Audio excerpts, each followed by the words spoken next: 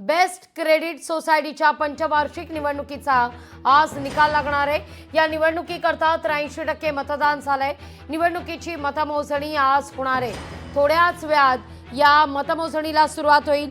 अधिक माहिती घेऊया आपले प्रतिनिधी स्वप्नील जाधव यांच्याकडून। स्वप्नील, काय अधिक माहिती अगदी थोडक्यात?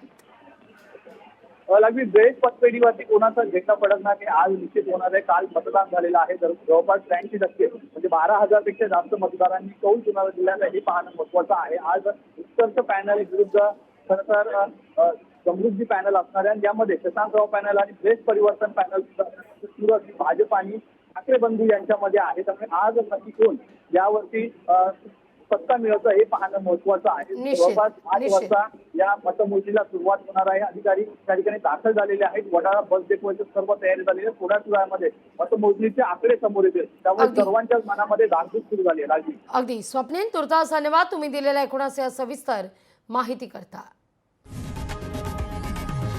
लोकशाही मराठी ऐका, पहा, जागरूक रहा।